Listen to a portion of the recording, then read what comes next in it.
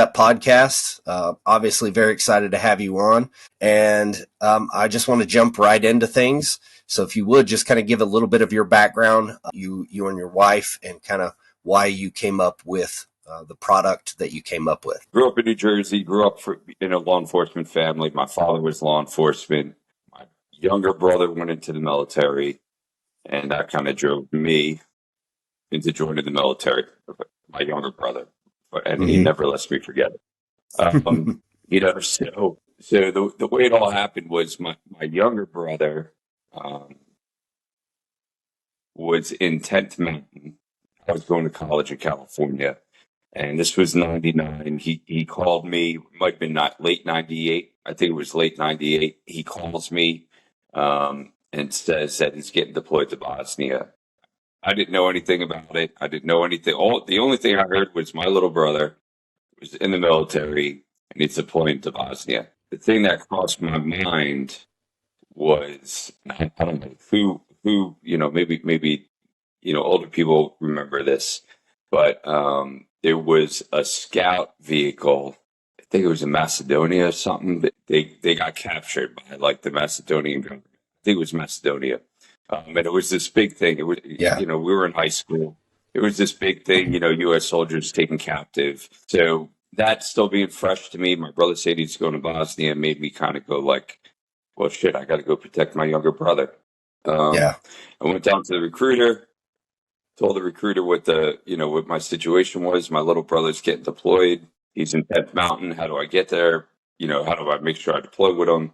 Not knowing anything, right? That's not really possible when you go to a recruiter. Of course. And the recruiter, he's like, well, you need to become a Ranger. He shows me a video, says Rangers lead the way, and they go everywhere first. So if my brother's going, I'll go. Knowing that's totally false. Now, knowing that's totally false. But whatever. Got me to sign the paper. Smart recruiter. Recruiter. Yeah. So I call my brother. My brother's like, hey, make sure, don't let them tell you you're going Ranger and you not have it in your contract. So your contract has to say option 40 that gets you to RIP, right? So this was, again, back in 1999. So I remember we go down to MEPS. I'll go to MEPS in Sacramento. First time I go down there, there's like they try to put me in military intelligence. And the guy's like, hey, sign this, you'll become military intelligence. And I was like, where's the Ranger stuff? And he goes, oh, when you're in basic training, you tell them you want to be Ranger, typical, tell them you want to be Ranger and they'll send you to Rangers. And I call my brother. He's like, absolutely not. Do not sign that paper. So, long story short, went back and forth to MEPS 2 or 3 times. I think it was 3 times I went back to MEPS, and I was in Chico, California. MEPS was in Sacramento. So every time they took me down there, they would get me a hotel room. They'd take me down the day before, get me a hotel room, wake up in the morning. So I think by the 3rd time they knew, after the 2nd time, they knew I wasn't signing anything without option 40. And I was 22 years old at the time too. So, I was probably older than my recruiter. And I basically told him, listen, man, I am not signing, unless it says option 40, I'm not signing anything. Yeah. So whatever. That got me into the Rangers. November 99, I went into basic. You do your basic training, your airborne school. You go to RIP, which is back then the Ranger Indoctrination Program, which is now the Ranger Assessment and Selection Program. And then I got assigned to 3rd Ranger Battalion. So wow. So that was so you're roughly about February, March of 2000 is when you're in RIP. Gotcha. Okay. Well, it was, March. March was when I went into RIP in March. I graduated RIP in April, so it must have been end of March. Graduated RIP in April, and then, right at the end of April. That's funny. And then they sent me on 2 weeks of hometown recruiting. So I actually got to, and I don't remember many dates, but the one date is I remember it's the day I got to 3rd Ranger Battalion, which was May 11th. Okay. So I got the 3rd Ranger Battalion, May 11th. Yeah. And so the same month, same time, probably the same week, you're graduating from RIP. I'm graduating from Marine Corps boot camp. I joined Marine Corps in September of 99 and got to boot camp in January and graduated the end of April in 2000. That's funny. That's fine. And same experience here, because I had already been in the Marines and the reserves for a couple of years. The recruiter tried to lie to me when, after September 11th, I wanted to reenlist and I wanted to go into special operations. And they literally tried to tell me the same thing. And I called every recruiter in the state of Oklahoma and asked every recruiter questions that I already knew the answer to. And all of them lied to me except for one recruiter. And then I finally go talk to the guy. He doesn't know anything. He just keeps giving me the right information. And there was a SF guy who was top 10%, so they made him be a recruiter. He didn't recruit anybody ever. He just literally sat there and played on a computer, but he knew everything. So that's who I ended up talking to. Same thing. I think I went to MEPS like 5 or 6 times. That it wasn't until I literally had to tell on the recruiter because he was shady. He just didn't know anything, to his commander at MEPS. I saw him talking to him, and I went over and started talking to the guy. He was like a major, I believe, and was like, yeah, well, actually, I'm still waiting for a Ranger contract. Your recruiter keeps telling me that I can get this contract and this contract, and I can just walk across the street and go right there to Ranger school. And I know that's not true, coming from the Marine Corps. And I mean, that just completely embarrassed the recruiter. So he was done with me. But anyways, it's just funny that the exact same time when I hear from guys like you, that we're going through very different things, but that's something that I do share. This is off topic a little bit, but with guys that are thinking about the military, go to MEPS as many times as you have to. Do not sign a piece of paper until it is the one that you actually want, period. I tell anybody, I'll go to the recruiting office. I mean, it's a big decision. Yeah. It's a life. It could be life altering. I mean, it is for sure life altering. It could be life changing. So I tell everybody that ever asks me, advice, I go, listen, I'm not trying to be funny or weird. Call me when you go to the recruiter and I'll go with you, or I'll call them and be on the phone when you go, because not that they're bad people or not that they, do things intentionally, but in the end, they're trying to get you to sign a dotted line, and that's it, right? They have no vested interest, really, their vested interest, they're loyal to the Army, which they should be, and they're just trying to fill needs of the Army, or if they're brand new, they're just trying to get somebody to sign a dotted line. So, right. It's not that they're bad people. It's just, what their job is, right? Yeah. Yeah. Sorry to sidetrack us here, but yeah. So you're graduating from RIP. You get May 11th. You arrive at 3rd Ranger Battalion. Did you get did you get to pick which battalion you went to? How did that go when you guys graduated? So when the recruiter showed me the video, and I was like, yeah, that's what I'm going to do. My brother's like, yeah, go to 3rd, go to Ranger Regiment's where you want to be. I did some research, and the first thing, I was a horrible student. I was actually playing football in college when all this was happening, and I was at my second college because the first college I pretty much failed out of. Gotcha. And I actually had surgery after my freshman year of football, and I thought of giving up college, and I tried to get into the military. At that time, I tried to get into the Marines, the Air Force, and because I just had surgery, nobody would take me. I had, shoulder reconstruction. When I signed up for the Ranger Regiment, or when I got a Ranger contract, I went and found Mark Bowden's book just came out about Black Hawk Down. I read that book, and right from then, I was like, I want to go to Bravo Company 3rd Ranger Battalion. So what my drill sergeant in basic training was actually from 3rd Ranger Battalion. He was in ACO 3rd Ranger Battalion, and he left regiment to be, he was in RD and then left regiment to be a drill sergeant. He wound up coming back to regiment after. But I told him, I want to go to B code 375. I want to go to B code 375. I don't think he had any say in it. He was a drill sergeant and understanding, a drill sergeant being an E6 or E7, that, Right. they could put words into their bodies, right? So now I go to RIP and just constantly in RIP, I was like, I want to go to B 375. I want to go to 375. I want to go to B code 375. And I had a RIP instructor, Northrop, who was from B code 375. I think he really liked me. Yeah. Again, I was older. I was 22. I come from playing football. I had some life experiences that made me a little rougher around the edges, I guess. That I was just a different recruit. I was a little older. I was 4 years older than most recruits with some life experience. And a little different and some skin in the game, right? Because your brother's already in 10th Mountain and wanting to get deployed. Yeah. So some of the RIP instructors either loved me or hated me. Some loved me, some hated me. But Northrop, took a liking to me, and he was from BCO. So when I got to 375, they assign. You don't get to go in there and be like, "Hey, I want to be 3rd Ranger Battalion." So now, I think you get to put in a wish list. Back then, you didn't. It was just wherever they put you. So I didn't get to pick anything. I was just very vocal about where I wanted to go. Anytime, the small amount of time you had with a RIP instructor to get, have a personal conversation, I made sure they knew why I was there and where I wanted to go. So when I got assigned to B code 375, I was absolutely ecstatic about it.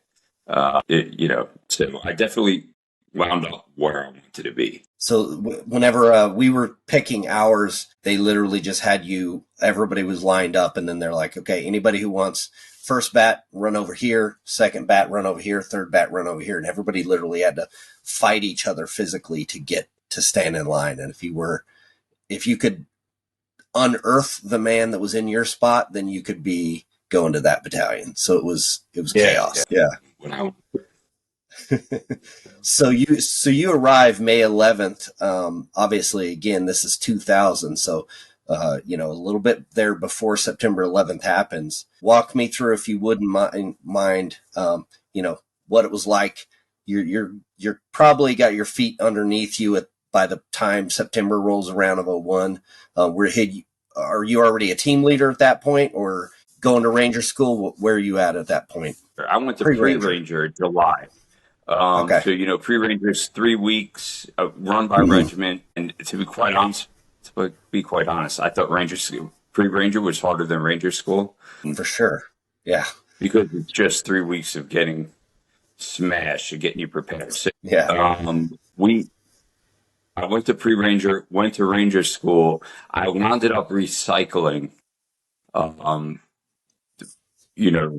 the first phase of Ranger schools. Okay. I recycled. Same here. Derby phase. And when I recycled, that put me into, I had like a weird thing. I don't know. Like I didn't leave Ranger school. I was in the gulag a little bit, waiting for the next class to start.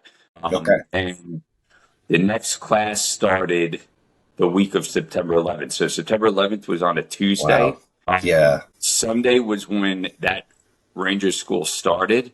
And we were actually at the little CIF issue for your Ranger school equipment on September 11th. So that's where I was. Wow. I remember. I bet that was surreal. Yeah, I mean, well, and me being from New Jersey and my dad being a Port Authority police officer, which the World Trade Center was their headquarters. So I knew New York. I grew up in New Jersey. My dad, the Port Authority, literally owned the World Trade. That was their headquarters, and they own all the bridges and tunnels, or they run all the bridges and tunnels and the airports. So when they said, I remember the guy coming in and we were standing in a line getting our equipment, and he came in and said, hey, the U.S. has been attacked. The World Trade Center is gone. And I was literally there the Christmas before. I was there 2 Christmases ago. I took my girlfriend's family. My dad took us to the top of the World Trade Center. Wow. And because he was a cop, we didn't have to pay for the observation deck. It was really memorable Yeah. for my wife's family, not my wife's family, because, they felt like VIPs, like everybody else had to Mhm. pay and do all this stuff. Right. We just cut the lines, we go up different elevators and we get to the top. And I was like, there's no way those buildings are gone. And then, the next few days, you don't get to see it. Back then, we didn't get to see anything. So I actually didn't see anything until we got our first package. We didn't get to see the TV. The only thing we heard was Hmm. from the RLs, the Ranger instructors' mouths. We didn't get to see anything. The first time I saw anything was in October. The Yeah. first time we saw anything was like in October when we were going from Mountain Face to Florida, which was 45 days after September 11th. About Wow. 45 days after September 11th. So up until that point, we did not get to see anything. That's Or wild. maybe when we got to mountains. I think when we got to mountains, whatever. Look, for 3 weeks, we didn't see anything. No photos, nothing. The only thing we got to The see was instructors, that's kind of hard to, I don't understand why the instructors wouldn't show you guys that, like bring you in and we let didn't you see it. We see didn't that. get to see anything though. And the first thing we got to see, the first thing I saw was newspaper articles. My parents, when you get your first mail package, which is after the first phase, you get a Hmm. box, and I just saw newspaper articles. Still didn't see no Dang. live footage, nothing. The first time we saw live footage was the night of.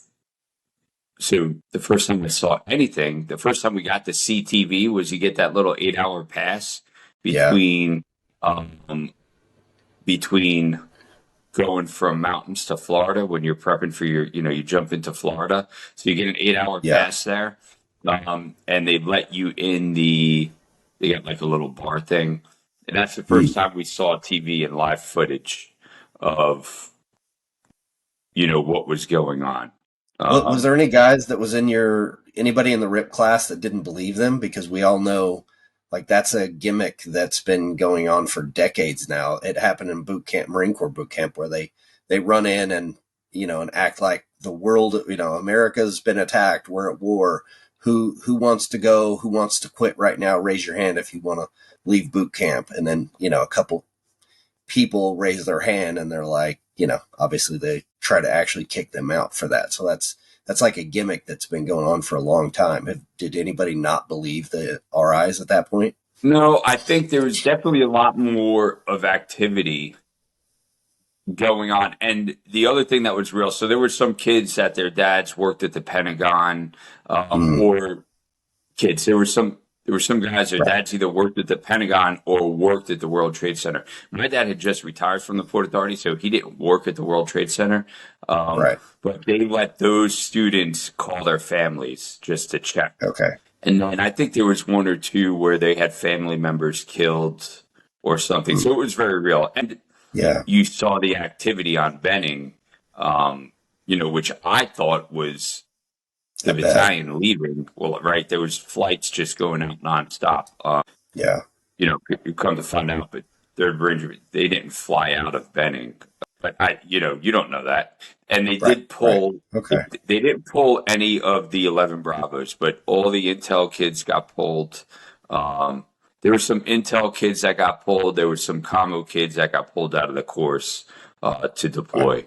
So, Okay. obviously, the 11 Bravos, there's, we're expect not only they're deep in 11 Bravos or the 11 series and regiment, so they Right. didn't have to pull us, but your um, really the important skill sets, the intel, commo, all the support elements that they got pulled. Yeah.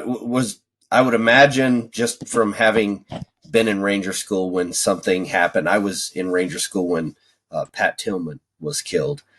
We were in Florida phase. It was actually the first day of Florida phase. Same thing. We got to go into the chow hall, and there was a TV in there, and we saw that on the news. And then, we go out and tell the other, like, Rangers what's going on, because we'd all served with Pat on missions. And I remember, like, I mean, Ranger School was, Florida phase was about to come apart because we were SOCOM heavy. They ended up recycling anybody who was in SOCOM. They recycled the one Navy SEAL. They recycled all the SF captains, and they rolled all of us in Darby over to the next class, which was, again, all the SOCOM, vets coming into that class. So we were super heavy, percentage wise on actually experienced guys. And then we went straight through, which come to find out later on was because Best Ranger competition was coming up. They recycled all of us so that they could have minimal RIs so those guys could go train for Best Ranger competition. So they literally recycled everybody who knew what they were doing and everybody who'd got their go the first time, except for a couple of guys. I'm sure that was, by design. And, one of those being Domey. He was my Ranger buddy in first phase, Darby phase, and he went forward. We all got recycled.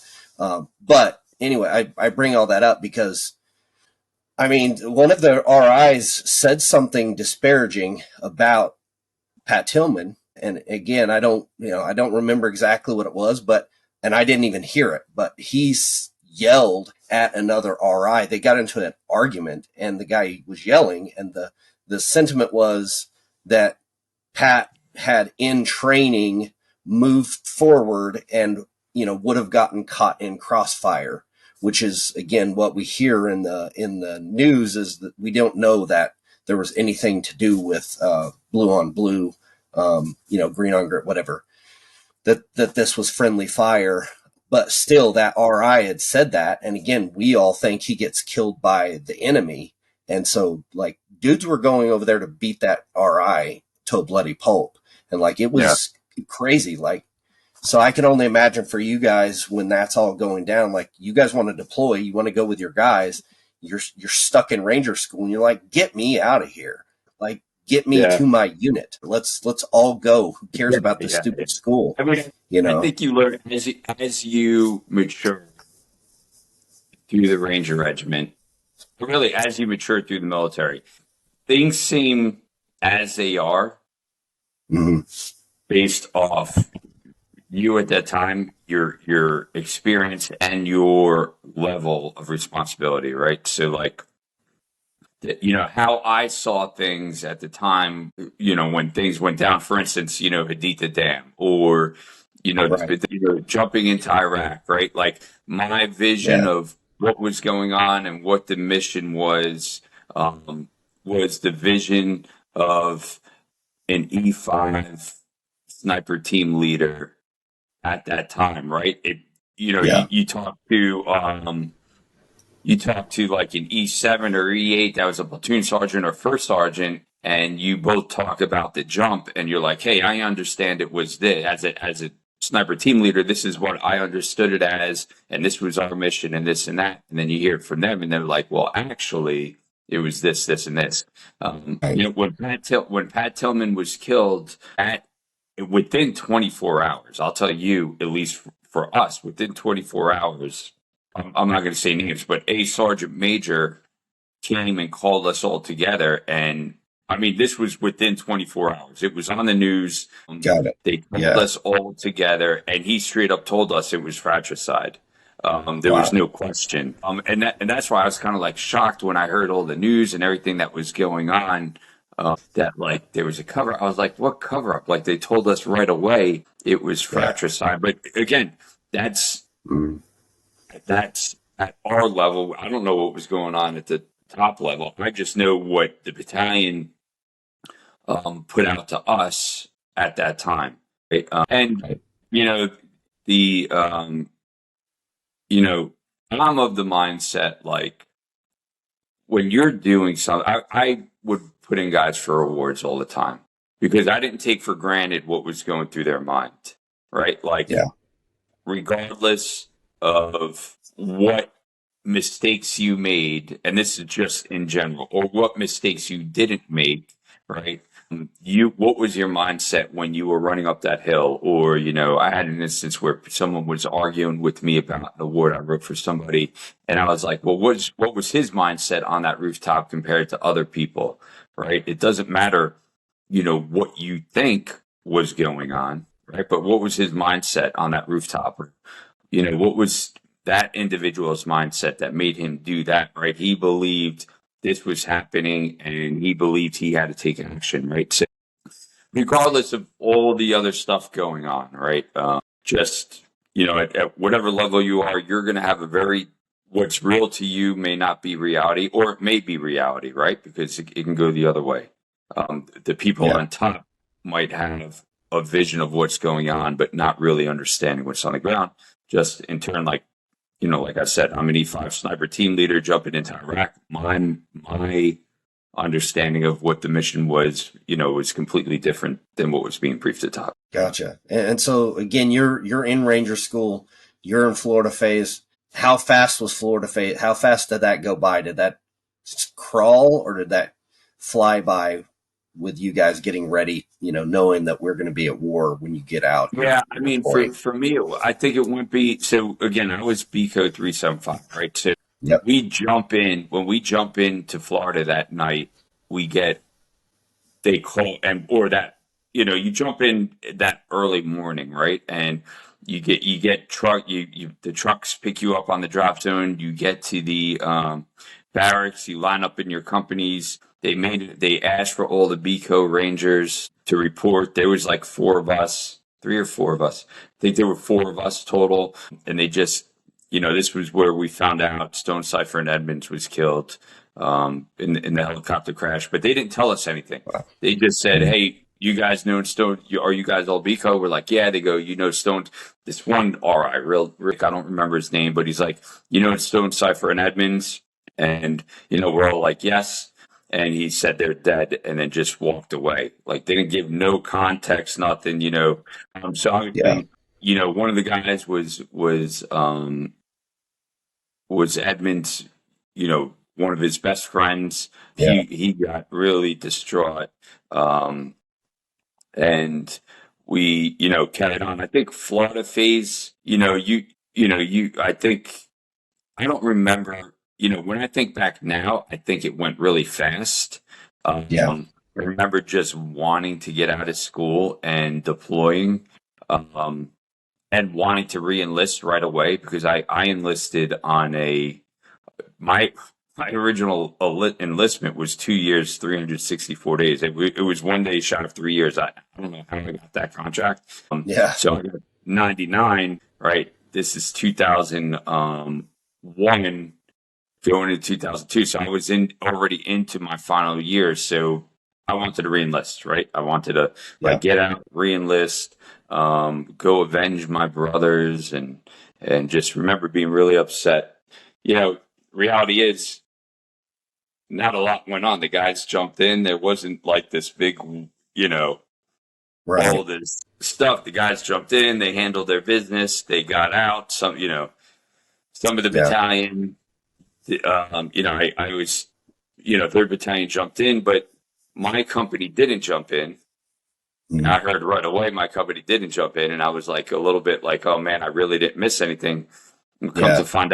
come to find out, the only squad from BCO that had a jump was my squad. So then again, I'm all like, how the hell did I Yeah. miss this, right? Yeah. Um, And for people that don't understand, like one of the unicorns that you chase in the military, or you see somebody with a jump star, a mustard yeah, stain, you get on your jump wings, you get a yellow star on it, and that means you've jumped into active combat.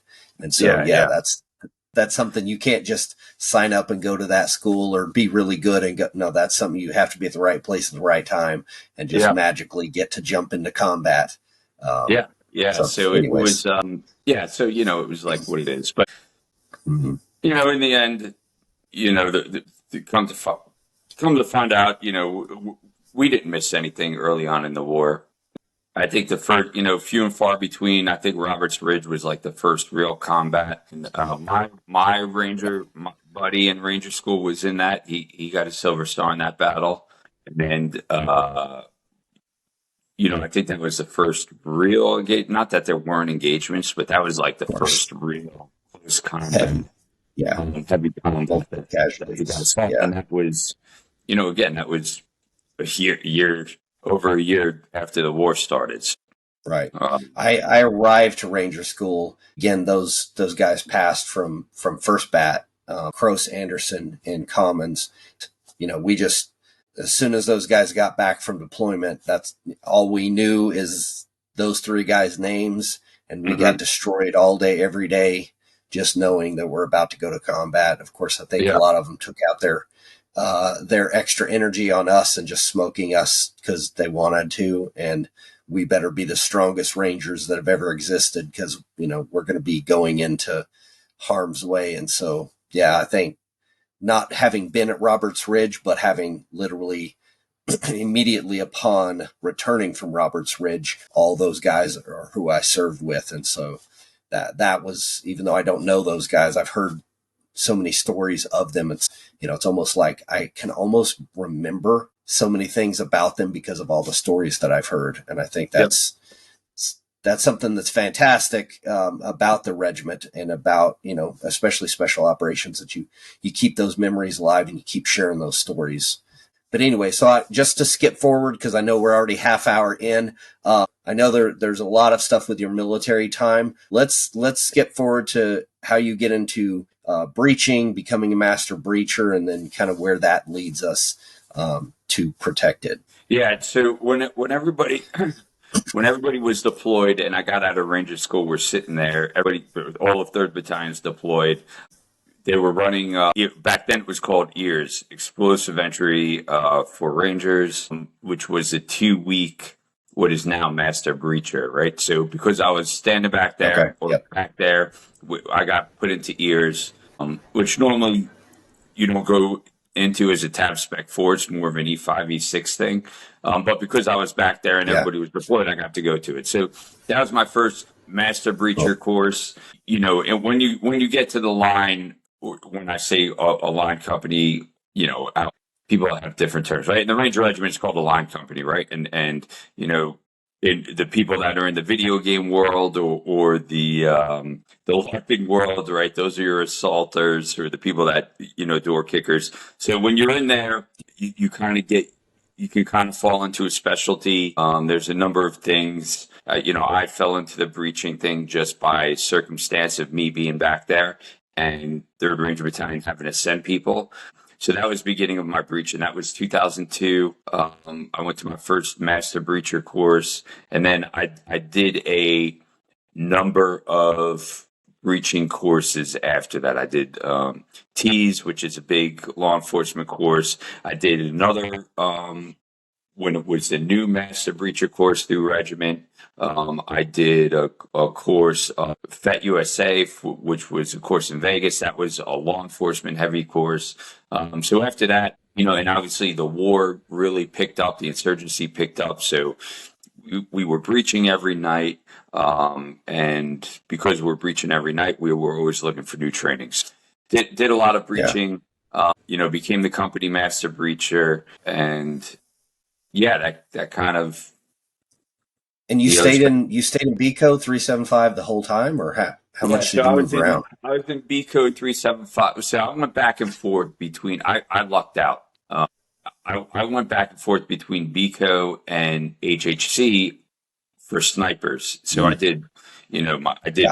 That's why I figured when you said you're doing snipers, you'd be HHC. Yeah. So I did I literally, instead of getting any staff time, I just went back and forth between BCO and snipers. So I did BCO, I went to snipers, team leader, section leader, back to BCO as a squad leader, back to snipers, platoon sergeant, BCO, platoon sergeant. And then I went to the UK to be the LNO for the SFSG, a British unit. Oh, okay. Very cool. So, that was pretty much my whole career. And then I went to 175 for 2 years, left there, not on good circumstances. I did a year of first sergeant time there. I can't really tell people I got fired. In my mind, I got fired, but whatever it was, you can't see it on my paperwork that I got fired. But, bottom line is I didn't leave there on good terms, and then went to the asymmetric warfare group, and then retired from the asymmetric warfare group. So that was kind of my path to where I am today. That's awesome. So real quick, so the MasterBreacher, you did mention a couple times law enforcement heavy. Something most people don't know, and I definitely didn't know until I was in the Rangers, is that you've been in special operations. Like you said, we're going to reach out and find the best training that we can possibly find, period. It doesn't matter if it's civilian or military. And everybody just assumes everything that's the best is going to be in the military. Not necessarily. So a lot of times we will, I know for reenlistment bonuses, we would get options for a reenlistment bonus. Instead of taking money, we'll send you through this civilian driving school, civilian sniper school, civilian, breaching school, all different types of civilian schools that you can go through. I would imagine yours being breaching, that has to do with you're working with either civilian or federal law enforcement. I'm curious. Both. I mean, we've done stuff with both. Okay. Yeah. Yeah. I did things with FBI HRT, with the national team, and then just, the local law enforcement. You just get to, if you can go out and make it happen, you can literally do, the world is your oyster. Just about anything. If you can if you can justify it, you can do it.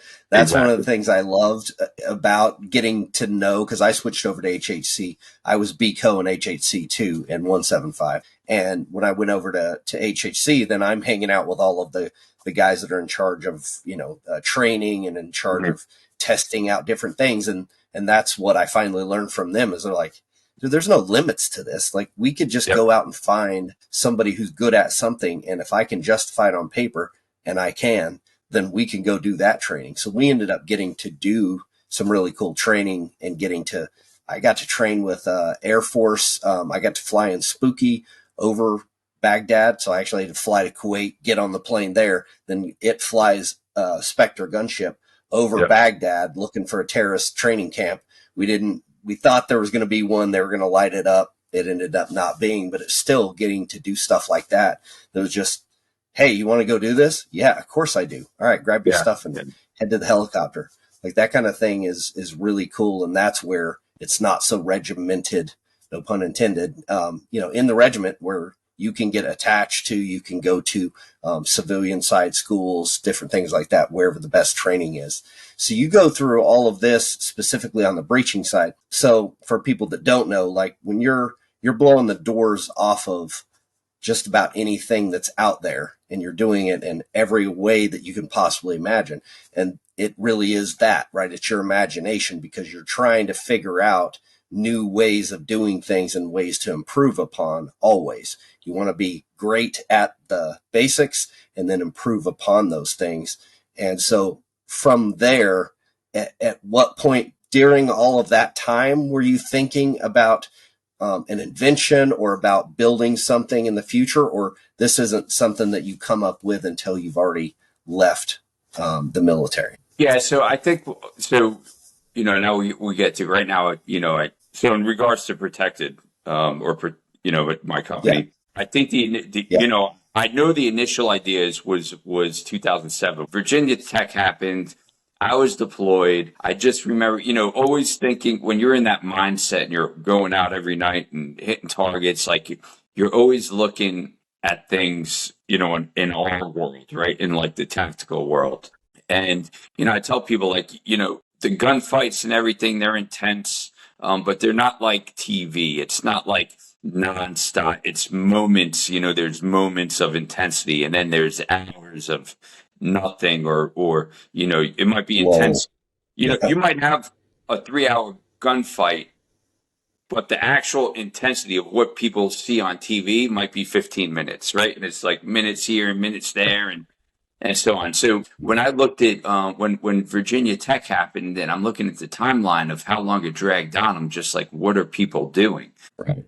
So that kind of like put it in my mind, right? And then when Sandy Hook happened, obviously that I was always one, I felt really bad for, I got PTSD over the kids, right? Overseas. Like, that's my, seeing the fear in kids, them not understanding why we're there, me blowing a door in and coming into their house in the middle of the night. They don't get to choose what their parents are a part of, and just seeing that fear. So when Sandy Hook happened, again, like I could be in the closet with those kids or in those rooms with those kids and see their exact face. And it just really hit me emotionally. Like you Yeah. could see those faces. All these people can imagine it, right? I could see Mhm. it. I've seen that face Yeah. you know, over my 20 deployments, not, Yeah. however many combat deployments I have, I could see those faces. Having the asymmetric warfare group mindset where, identifying current emergent threats, facilitate rapid solution development, my personal experiences with children overseas, I just felt like, you know, what can I do to try to save a life? Yeah. And I understand what it takes to get through a door. I understand what people might try to do to get through a door. So I just felt like if I can block the entry, if I could have blocked the entry to Uvalde, if I could have blocked the entry to Sandy Hook, Parkland.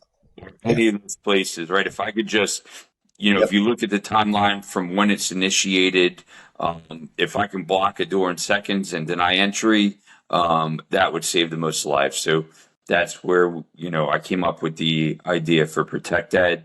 I started working on it in 2014, which was where we kind of like, I got back from the UK, and got with a buddy, Tim Cahalan, and we started thinking of ideas. And funny enough, I came back from the UK. I haven't seen my friends in a few years. I go to New Jersey, Yeah. meet up with my buddy Tim, who was building a new house and was building a safe room in his house and was showing me it. And I was like, yo, I got an idea. How about we do something for school shooting? So that's pretty much how the idea came about. And, the focus was, again, I'm not a psychiatrist. I'm not going to fix, mental health. I, Right.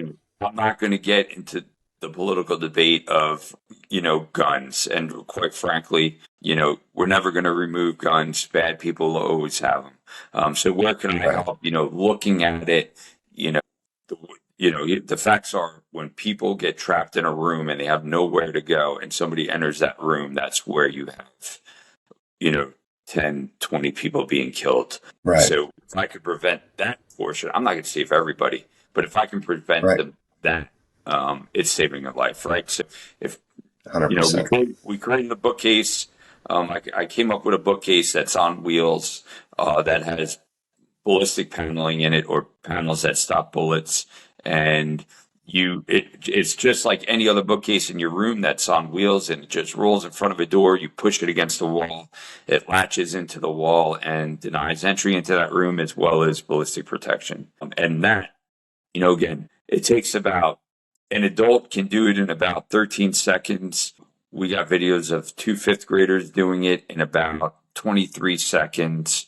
So if you look at the timelines of the previous mass Yeah. shootings, they're not gaining access into classrooms until anywhere from 90 seconds to 4 or 5 minutes. And people think it ends in Yeah. 4 or 5 minutes, but that all depends on the response.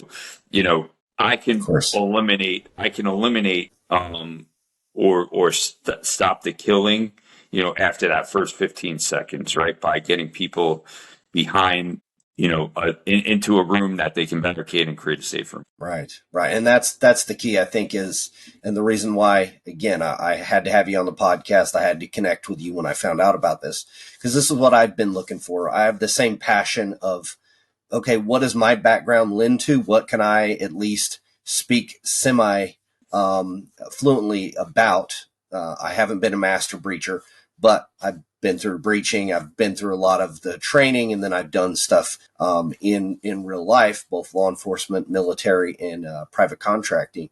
And I thought the same thing. I was like, I don't have the answer to this. I'm not a psychiatrist. At the same time, I'm starting a podcast, one that's going to be STEP, School to Embassy project, where we're finding solutions, and that's what I ultimately wanted to find. And I think that so far, for sure, your solution is by far leaps and bounds ahead of anything else that I've seen out there. There's a lot of people that are coming up with ways to block a door, but that's not going to stop bullets from coming through the glass, which is what happened in Parkland. where if Parkland just again, we're all Monday morning quarterbacking all of this.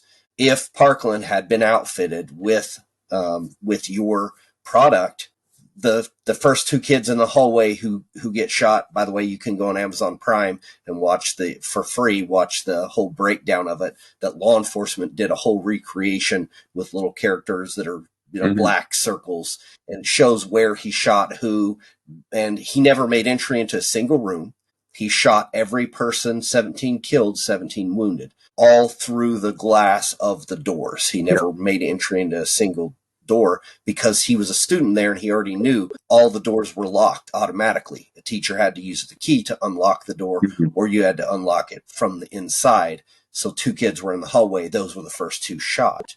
And so from those first two kids shot, obviously, again, there's still going to be kids who are going to get killed in this. There's still going to be people who, it's not going to save everyone at the same time.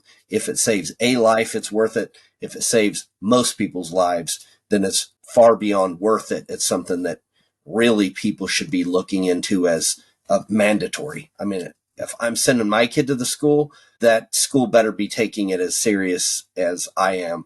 And, with somebody who has experience specifically in getting into anything that he needs to in a breaching environment, like that, to me, lends itself to your credibility as the subject matter expert when it comes to something like inventing the product to at least keep somebody from physically making entry into and turning the room into shooting fish in a barrel is literally the saying for a very good reason. They have nowhere to go. And I've recently, just in my local area, driven around and I've seen different windows in schools that on the outside have these nice shades that are all built in, but there's no way you could get, again, this is me looking from the outside, there's no way you could get out of that window. So again, you're literally creating a scenario where it makes it even more dangerous. Yeah, you're blocking some of the sun, but you're not thinking about this tactically. You're not thinking of it from a tactics perspective and thinking of solutions. If somebody, God forbid, comes into your school. So that's why I absolutely, again, just really want to focus on learning more about your product. And that's the reason why, with my podcast, I'm going to be, putting your product on my website and having a link so people can go look at this and hopefully, again, finding a solution that works for you. And so you guys have already outfitted at least one school with this. Saying the name of the school and all that, but just where did that happen and how did that come about? Yeah, so we have a pretty good foothold in New Jersey. I mean, we're probably in about 15, maybe 16 schools now. We got some new contracts. We'll probably pick up another. But we're grassroots startups. It's me and my buddy Tim. New Jersey. How we got into New Jersey, the foothold in New Jersey. I'm in Georgia. Tim's in New Jersey. He's a childhood friend. But my family's from New Jersey. So when we were developing the product, we were trying to figure out a way to, a mechanism. We're trying to figure out a mechanism for our latch. And me and Tim were stumped. I was like, hey, let's just try to shoot a video that shows the concept. We can send it out to some engineers and have somebody help us. So I reached out to family members in New Jersey. I said, hey, did anybody have any ties to a school that we can just shoot a concept video in for our product? So, one of my family members knew a school. We got into that school. The principal wanted to see the product. The superintendent just happened to be there. They brought in their head of security because they heard a little bit of what we were trying to do. And when they saw it, they were like, hey, as soon as you're done with this, we want you to come back to us. We'd love to be your first customer. So we finished the product. Again, we started in 2014. Awesome. We finished the product in 2021, early 2021. And we showed them the finished product. They actually gave us some ideas. They gave us an idea that we didn't think of. Feedback. And when we've completed it and showed it to him, they immediately placed a purchase order for it. So they did a trial run that first year, and then the next year they filled the entire high school. Other schools started hearing about it, and then it just started filtering through. So, we I feel like the federal government should pay for it. The school's obligated. The federal government is obligated to make sure our kids are safe. So my wife's a teacher. I got into a little argument with her school about what they do, which is completely ridiculous. I don't even want to talk about it. Yeah. But my wife's a special ed fifth grade teacher. You'd be shocked. Well, I mean, she's told to give scissors out to 5 students, pick 5 students to hold scissors and stand behind her. I mean, it's a little ridiculous for a fifth grade special ed class to have to do that. Yeah. But just some of the things that are. Here's the reality. This problem's been going on for years and years. Alert. What they used came out in 2000. To this day, kids are still getting massacred in classrooms. I'm not saying, Right. I'm sure that stuff does help. It has helped in some instances, but, when somebody is determined, we hear like, oh, if you just lock the door, they're not going to break in. Well, what happened in Uvalde? What happened in Sandy Hook? Some of those doors were locked where they gained entry to, right? It was that person was determined to get into that classroom. Whether he broke out the window and unlocked it, whether he shot the door lock, right? When you have a determined person, they're going to, the determined person creates the most havoc and most death, right? So, that's what I feel like we should be prepared for. For sure. And when schools are built, and it's easy for us to go, well, why wouldn't you put a really solid door in? That way nobody can get it. They're not thinking like that. They're building a new school. They're looking at things. If you just build the school correctly, you wouldn't need our bookcase, right? But even now, you have schools that are all glass and all windows, like brand new schools being built. Right. You don't want a school to look like a prison, by no means. But there are other ways to build schools to make it pretty, or pretty aesthetically beautiful, whatever you want. But functional. There's other ways to do it besides just glass and windows everywhere.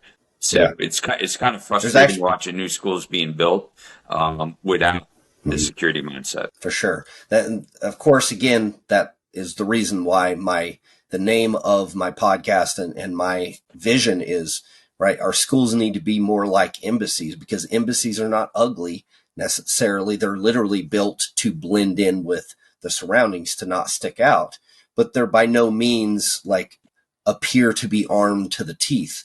They have all, some type of barrier to entry, which in a few countries can obviously be a little bit ugly, with the gates and those things that they have. But the embassy itself, it appears to be inviting. You don't show up to the embassy and be necessarily scared you're going into an embassy. And once you make entry into one, you obviously notice that the glass on the doors are very, very thick, and it's a very, very heavy door, but it still opens easily. But once that door shuts and now you need to go through the next door, that door's locked behind you. If they want to keep you locked in, you're just locked in there.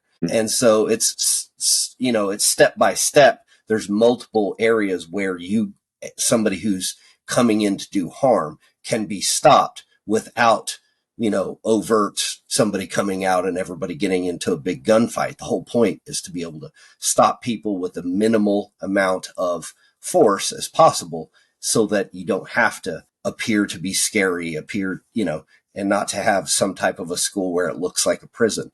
At the same time, having a bookshelf, I think that's the point. Everybody else's solutions that I've come across are ugly, bulky. They don't fit in whatsoever. They're ways to block a door, but they don't blend into the surroundings, and they certainly aren't as easily functional for children that they could, right? In these school shootings, teachers, unfortunately, are killed. And so when a teacher comes out into the hallway and they get killed. Now the doors they're left open, or maybe the door shuts and the teacher's on the outside, and you've got these kids there. Okay, some of them are freshmen, some of them, are middle schoolers, some of them are college level. If they can know to grab this bookshelf and just move it over into place and push it with very minimal amount of force, and it locks into the brackets, and now it buys them time. And I think that's what when you're speaking of it, yeah, it's not the answer to everything always forever. Cool. But what it does is buys time. And what we found out, as you start looking into the shootings, again, I'm going to keep going back to Parkland because I think that so many of the lessons learned from other shooters, the Parkland shooter implemented those. He learned lessons and then tried to improve upon them. And one thing that he did, again, shooting from the outside, well, if everybody had quickly blocked their door, it would have, he wasn't looking to sit there and try to gain entry into a single room. He's just trying to rack up a high body count, as is, the common language with most of these. So they're looking for easy targets where the teachers don't have guns, the people that are there to protect don't necessarily have guns, or there's a school resource officer somewhere here on campus. He's by himself, and who knows how long before he gets here. And, Uvalde is a great example of where I think everybody in America had to wake up to realize just saying that we have a police officer here by himself is not the answer. And ultimately, I can tell you from being a police officer, I'm not there standing in your classroom waiting for a gunman to come out in the hallway. Like, we are blocks, miles away, working traffic accidents, doing all kinds of other stuff. And now we get a call that there's a shooting. Guess what? That's the 300th one that I've received this year so far. Yeah. Okay, maybe it is, but probably it's not. And literally I went and did I spoke to a school board and talked to them about active shooting here in Florida, in Central Florida. And while we were there and I'm going over my little presentation with them, they all got alerts of multiple swatting, as they call it, right? Where they say there's an active shooter right now actively shooting in this school, and then they hang up. And of course it's through a VPN and the number is coming from overseas. Who knows who that is? Or it might be in the US, but there's no way to trace it. So here they are being told that there's an active shooter currently shooting children in the school. And they got multiple alerts while we were sitting there, just in a 45-minute, hour-long time frame. So that's all in the backdrop of this. When you think that it's really happening and the police are screaming over here to you, also understand that the reality is they're not right there. So it's going to take them a minute to get there. And when they do get there, like, again, they've been getting these alerts nonstop from people that have been falsely calling in swatting calls nonstop all day, every day. And unfortunately, that builds into just more dimensions of this very difficult subject to try to fix, for lack of a better here's the phrase. other thing, like there's a human factor to all this. There's a huge human factor, right? Yep. And I've seen guys just get burnt out and scared to go in the door in my previous, in the military. And these are, I've seen a guy on his 6th, 7th deployment just finally on target one night be like, I can't go through that door, right? And I had to pull him. So like, there's the human factor. Look at Parkland. Like, you could talk about police response. An officer was there. Uvalde, an officer was there, right? Like, the whole, you talk about a layered approach, and that's exactly, again, my product is a part of the layered approach, right? You got detect, deter, right? Delay, deny, defend, defeat, right? Those are the 60, and you need to have something in each of those, right? Law enforcement is on the defeat end, right? The first responders and or the people on, they're part of the defend, portion. My product falls in the delay, deny, right? then you have the school, school police and systems that you have in place. That's part of the detect, right? We just, if you look at those, you need to put a couple solutions in each of those buckets. And as you know, plan for failure. Like we in special operations, you have a plan, right? But you also have your most likely and most dangerous, right? And you have contingencies built in. Like we build contingencies. I love to use the Bin Laden raid. Everybody's like, man, that helicopter crashed and it didn't stop. No, because they had a plan. What if a helicopter crashed? Like you plan for failure, right? Because there's a good chance it's going to happen somewhere. So, just schools should look at it the same way. I was at a Rhode Island conference for school police, and we were talking about how many do you have in each school, and they're like the majorities of schools we have one officer, and I asked, hey, how many of you have been in the military, right? And there was a good number that were in the military, and I straight up asked them, hey, when you plan in the military, what do you say? If you have one, you have none. If you have two, you have one, right? So if you use that mindset, one officer is still the same as having none in there, right? What if he's the first one that's targeted because people know, or he's only one person? Where's he going to be when it starts, right? So you just have to, again, our product is part of the layered approach. It is not there. You need other products. 100%. Product will delay and deny and, buy those critical seconds, minutes for responders to come.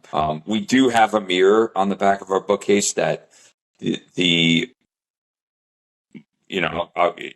it could be a shooter, it could be a stabber, it could be anybody, but the assailant, we put a mirror on the back of our bookcase. So the assailant, if as he does come by the bookcase or he does, look through the window, he's going to see this mirror. He's going to see a reflection of himself, right? That's like our psychological deterrent to try to buy seconds or get him to realize what he's doing, Genius. So we're really I think those are the layers. Sorry. Yeah. Go ahead. Yeah, I mean, those are layers within our product, but that's just our product, right? We need more layers. Those are the layers that are built into delay, deny, right? Even even our product, we have layers in our product. And that's because of how we grew up.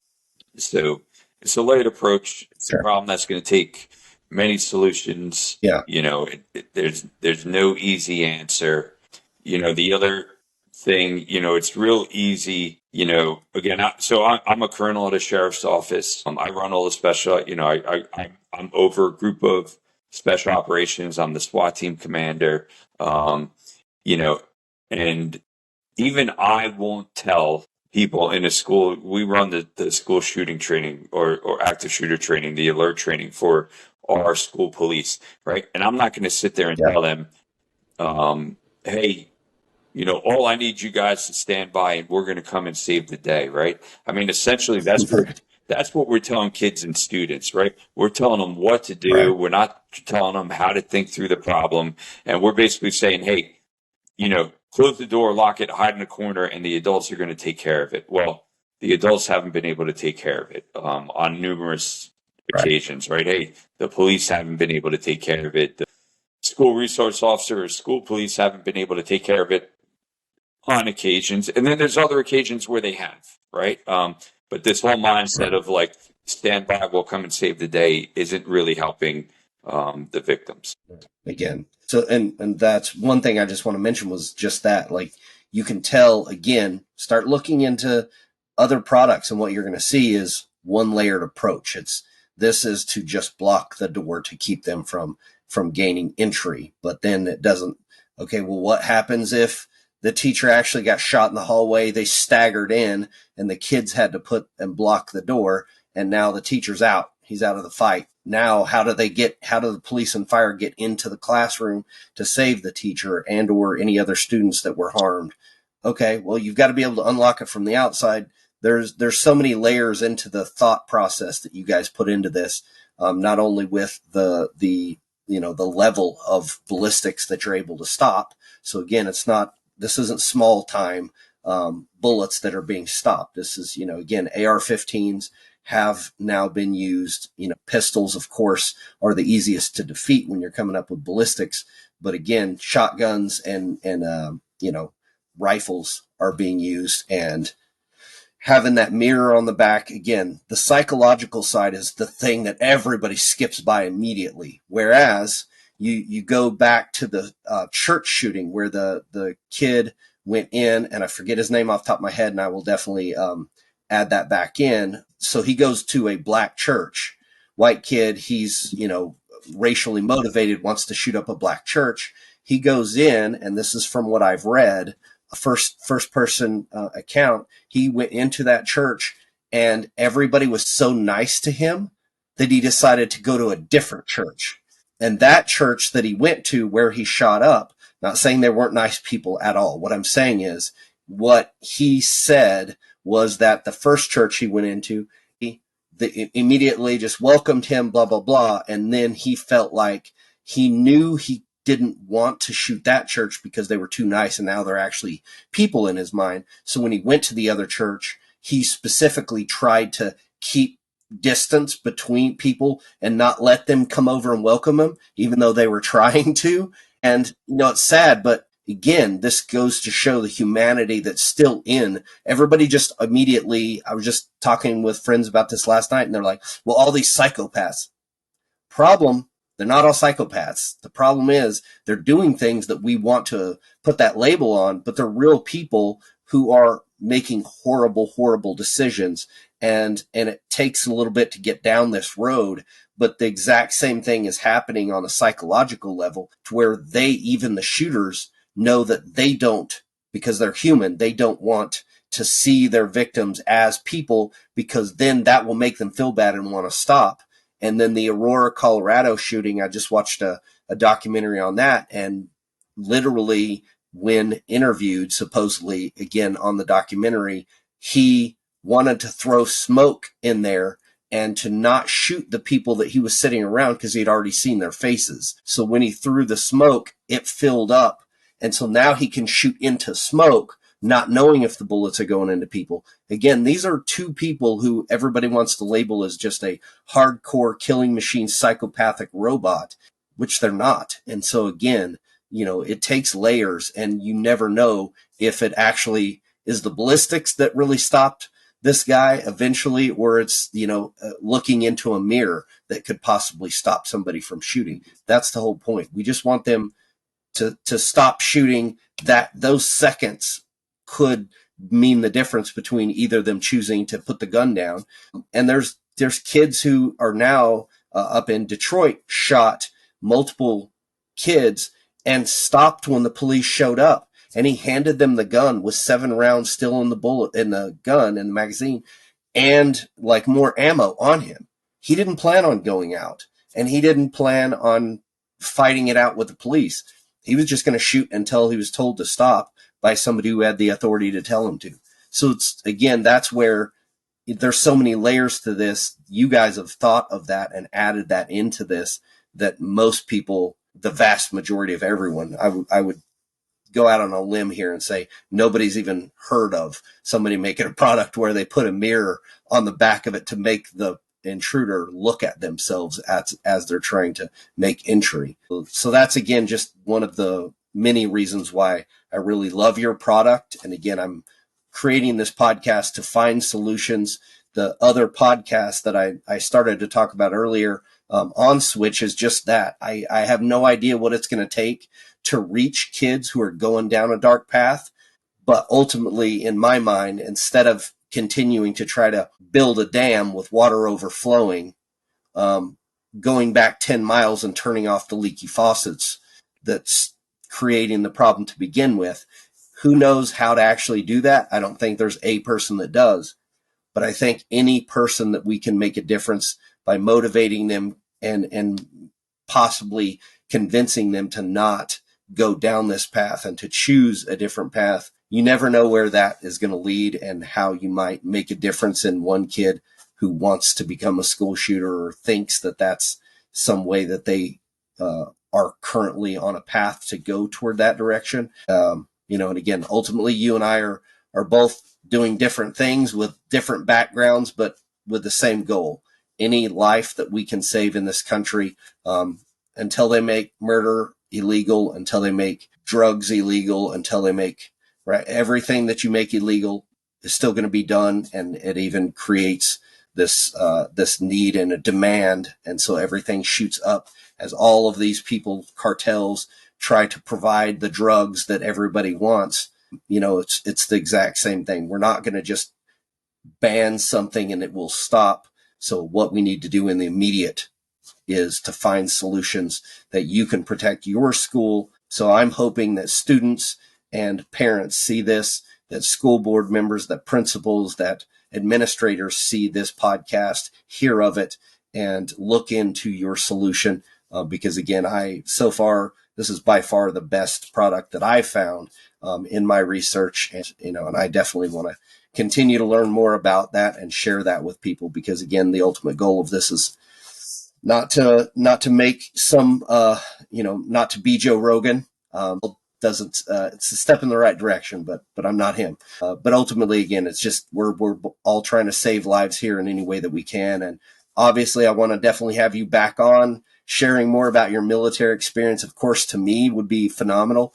But again, I'm definitely going to put your resources on my website and have that right on the homepage, and people could find out about it and contact me, because I'm, again, going to be definitely sharing the word and trying to get this information out there to businesses as well. Because you mentioned one thing before we end.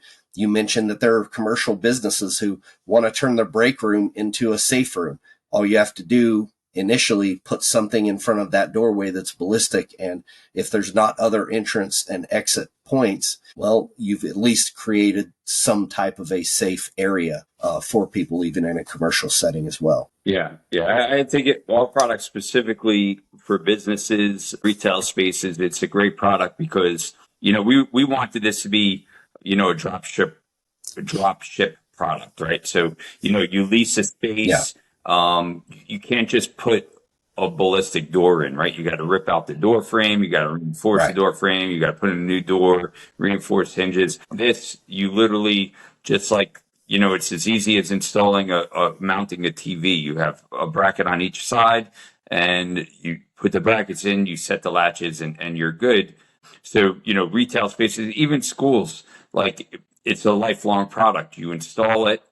Hey, you're going to move, right? You just uninstall the brackets. You take the bookcase with you to your new location. Schools can, hey, we're going to build a new school, or we want to, focus on a different area. You just unscrew it and move it to where it needs to be. So, even when I was, doing stuff on the Saudi-Yemen border, I'm there in the middle of the night by myself, and I'm on a host nation multinational base, being the only American. I didn't sleep for 3 months. When I was on the door, if I had this every night I went to bed, I can just, put it over the door. At least if somebody's going to get through it, they're going to have to make a lot of noise before they made it to me. So a lot of applications, easy installation. It's not a wasted product. You use it every day. And, again, you leave, you just take it with you. Right. And one thing you did mention, but you didn't say the word grant. Obviously, the federal government should have, a hand in this, and this should be something that's spread far and wide. At the same time, realistically, schools are able to get grants. They are find ways to use this. Obviously, I would assume, tax write-offs and all those things, obviously, but there are possibilities with grants, and you have that on your website, and people that can kind of walk, schools and school boards and everything through that topic. Yeah, absolutely. Awesome. All right, brother. Well, I'm going to let you go. We've already been on for an hour and 20 minutes. Obviously, I'm going to edit this thing down just a little bit. But again, it's been great having you on. And again, you're definitely welcome to come back. I know that you're very busy, and I'm hoping to, again, be very busy launching this podcast. And this is going to be my very first podcast for that reason, because I feel that strongly about the product that you've created. And I've been looking for a solution I've talked to a lot of very, very valuable people with great opinions and great experience, military, law enforcement, all of those at the same time. I really want to put the solutions out there that I have found. And again, there is nobody that has the answer, but we all have pieces that if you put it together can create a solution that will at least save lives for children in schools. And that is our mission.